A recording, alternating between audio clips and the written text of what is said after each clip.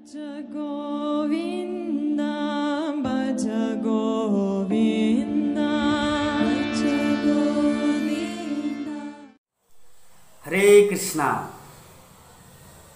तो आज हम लोग एक विषय में चर्चा करेंगे, वो है गृहस्थ जीवन में 4 प्रकार का शत्रु होता है। जो कोई भी गृहस्थ फैमिली लाइफ में है, वो 4 शत्रुओं से घिरा हुआ, उसको कैसे पता चलेगा, इसका कुछ इंडिकेशन शास्त्रों में वर्णन है।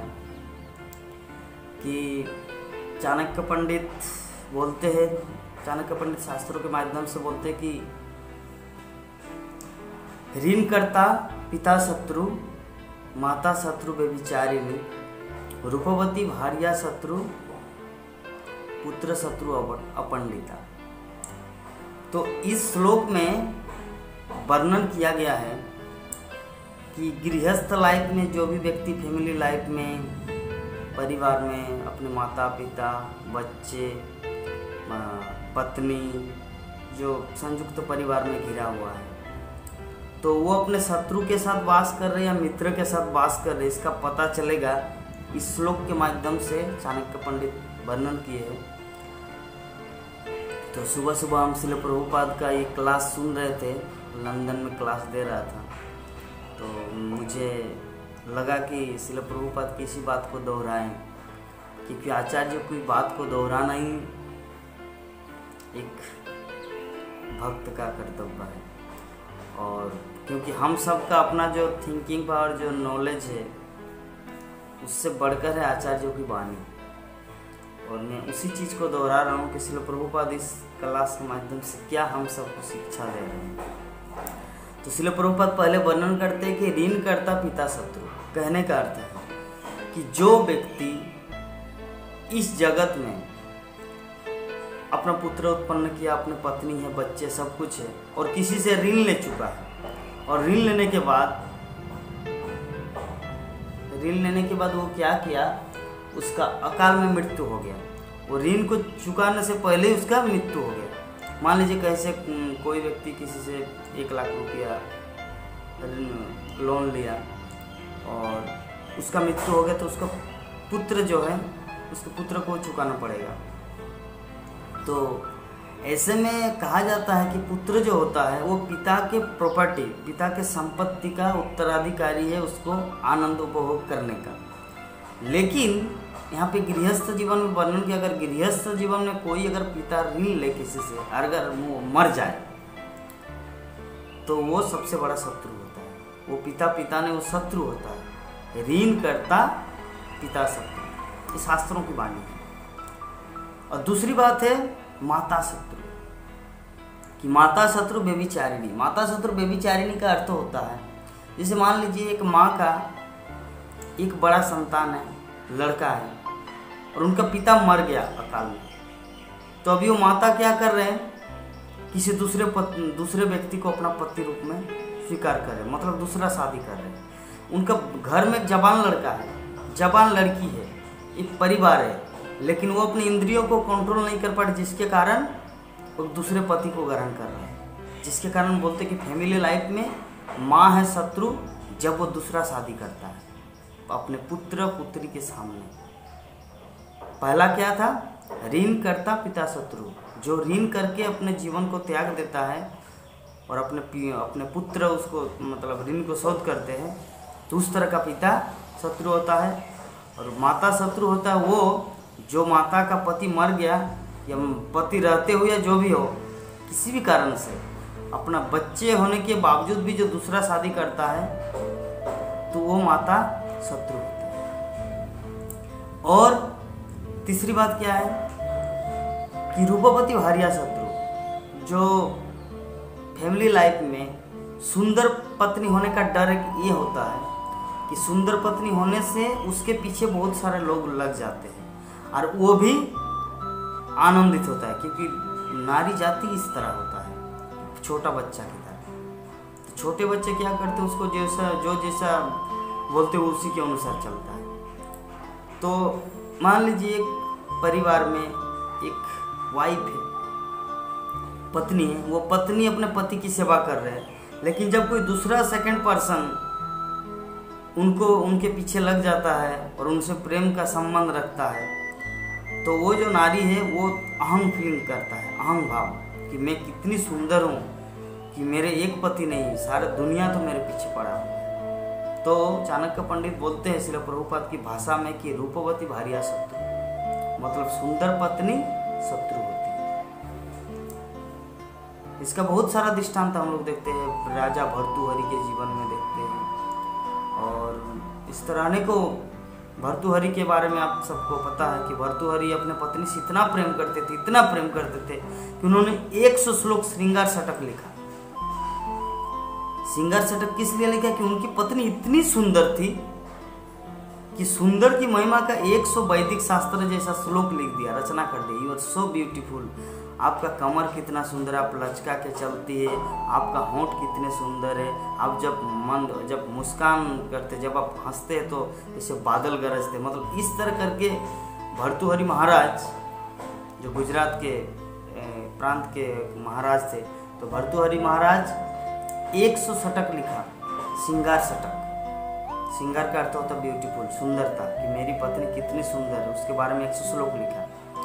और जब उनके एक दिन एक ब्राह्मण आया उनके परिवार, उनके राज्य में, और ब्राह्मण ने एक चेन उसको दिया राजा को, और राजा को बोला कि आप ये चेन उसी को देना जो इस संसार में सबसे प्रिय हो आपका।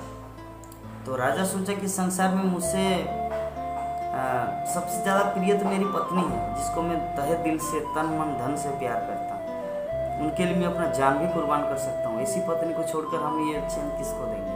तो चेन वो अपनी पत्नी को दे दिया। तो जब रात में राजा उनके साथ मिलने के लिए गया, मतलब बेड में, बिस्तर में, उनको बोला कि मैं आपको आज एक ऐसा चीज़ गिफ्ट कर रहा हूँ जो बहुत ही रेयर है, बहुत ही दुर्लभ है, और ये उसी को दिया जाता है जो सबसे प्रिय हो, और इस संसार में आपसे बढ़कर प्रिय मेरा कौन है, इसीलिए मैं चेन आपको ये दे रहा हूँ। तो रानी के मन में ख्याल आया, तो चलिए इस संसार में ये जो चेन, इसका मतलब क्या है कि जो संसार में सबसे प्रिय व्यक्ति हो उनको देना है। तो रानी तो किसी से प्रेम करते थे, एक व्यक्ति से, तो चेन वो व्यक्ति को दे दिया। अभी उस व्यक्ति को भी वही बोला रानी कि मैं आपको इसलिए दे रहा हूँ क्योंकि आप मुझसे, मैं आपको बहुत ज़्यादा प्रेम करता हूँ, आपके लिए मैं अपना जीवन भी दे सकता हूँ। तो रानी उस व्यक्ति को दे दिया। तो वो व्यक्ति भी किसी दूसरे से प्रेम करते थे, एक नौकरानी से। तो नौकरानी को बोले कि जानते हैं मैं आपको इस चेन क्यों दे रहा हूँ? क्योंकि मैं आपसे इस संसार में सबसे ज़्यादा प्रेम करता हूँ, और ये उसी को दिया जाता है जो सबसे प्रिय व्यक्ति हो, और आपसे बढ़कर मेरा प्रिय कौन है इस जगह। वो चेन उनको दे दिया। अभी वो नौकरानी राजमहल के और किसी एक व्यक्ति से प्रेम करते थे, शायद गौशाला का कोई जो भी है, कोई एक व्यक्ति था वो नौकरानी। तो नौकरानी उनको बोला आपको पता है मैं आपको ये चेन क्यों दे रहा हूँ? ये चेन मैं इसलिए दे रहा हूँ क्योंकि आप मेरे सबसे प्रिय हो। तो उनको दे दिया। अभी वो गौशाला में और एक नौकरानी से प्रेम करते थे, तो वो नौकरानी को दे दिया। बोलते जा मैं आपको ये चेन इसलिए दे रहा हूँ क्योंकि बहुत ही दुर्लभ अमूल्य वस्तु है, और आपको मैं सबसे ज़्यादा प्रेम करता हूँ, इसीलिए मैं ये चेन आपको दे रहा हूँ। तो वो नौकरानी को दे दिया। तो नौकरानी राजा को प्रेम करते थे। खैर राजा को पता नहीं था कि वो नौकरानी मुझे प्रेम, तो राजा, लेकिन वो तन मन से राजा को बहुत प्रेम करते थे। तो बोले कि राजा मैं आपको बहुत प्रेम करता हूँ, तो इसीलिए मुझे एक ऐसा चीज़ मिला है जो सबसे इस संसार में जो सबसे प्रिय व्यक्ति है उनको देना चाहिए। तो चलिए आपसे बढ़कर प्रिय तो मेरा कोई है नहीं, इसीलिए मैं हार चेन आपको दे रहा हूँ। तो जब वो चेन, वो हार मिला राजा को, राजा अवाक हो गया। ओ कृष्णा, ओ गोविंद, हे माँ। बोले कि आपको कहाँ से मिला? बोले कि एक है गौशाला में एक सेवा करने वाला। तो राजा उनके पास गया। बोले कि आपको ये चेन कौन दिया? बोले कि एक नौकरानी दिया। नौकरानी पास गया, नौकरानी को बोले कि आपको ये चेन कौन दिया? बोले वो व्यक्ति दिया। वो व्यक्ति उनकी पत्नी के साथ, राजा की पत्नी रानी के साथ वो व्यक्ति। तो राजा को इतना वैराग्य हुआ, राजा ने तुरंत एक कलम लिखा, 100 श्लोक लिखा वैराग्य शतक। पहला क्या लिखा था? श्रृंगार शतक। दूसरा, अभी मैं सोचता था कि ये लड़की, ये रानी मुझे अपने तन मन धन से प्रेम करते, लेकिन पता चला आज इन्होंने दिखा दिया कि सच में ये तो मैं कहाँ फंसा हुआ था। तब राजा भर्तृहरि तब से राज्य को त्याग दिया, राज्य शासन को छोड़ के संन्यास ले लिया। तो वैराग्य शतक लिखा 100 श्लोकों में कि नारी से बढ़कर कोई शत्रु होती नहीं, अपनी पत्नी को जो विश्वास करे उससे बढ़कर कोई मूर्ख होता नहीं, ऐसे करके 100 श्लोक लिखा। तो इसीलिए यहाँ पर श्रील प्रभुपाद कोट कर रहे कि रूपवती भार्या शत्रु, सुंदर पत्नी शत्रु होती है। और चौथा क्या है?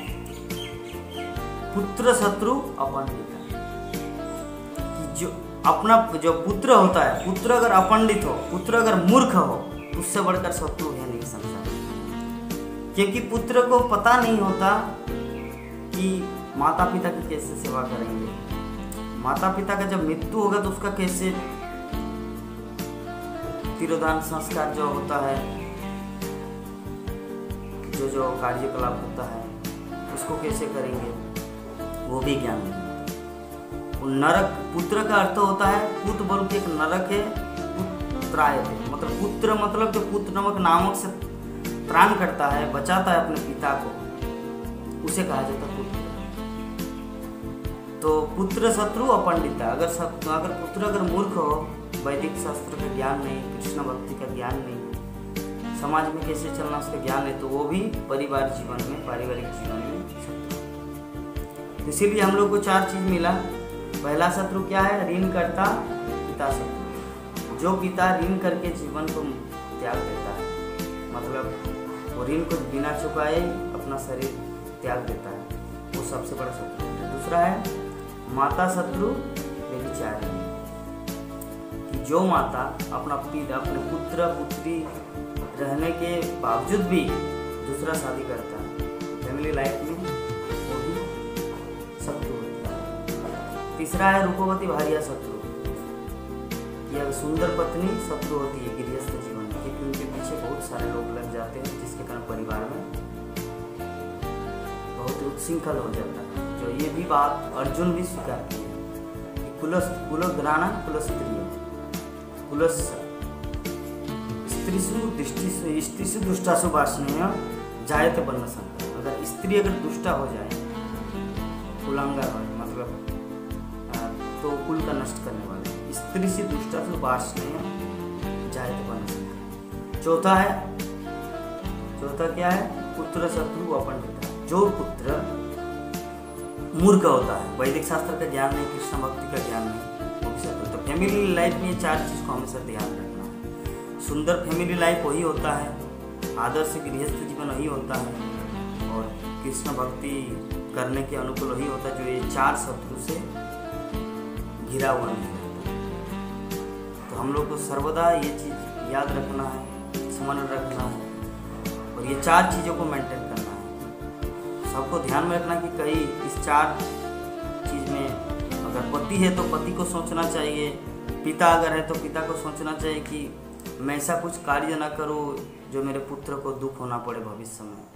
पत्नी को सोचना चाहिए मैं ऐसा कुछ काम ना करूं कि मेरे कारण मेरे पति देव और परिवार नष्ट हो जाए। माता को ये नहीं सोचना चाहिए कि मेरा पति अगर मर भी जाए तो मैं दूसरा शादी नहीं करूं। और पुत्र को भी ये सोचना चाहिए कि अगर मैं पंडित ना हूँ, अगर मैं भक्ति जगत का ज्ञान, कृष्ण भक्ति का ज्ञान, वैदिक शास्त्र का ज्ञान न रखूँ तो मैं अपने पिता माता का उद्धार नहीं कर पाऊंगा नरक से। तो पुत्र को भी सचेतन रहना चाहिए। तो 4 शत्रु को मित्र में परिवर्तित किया जा सकता है प्रोसेस के माध्यम से।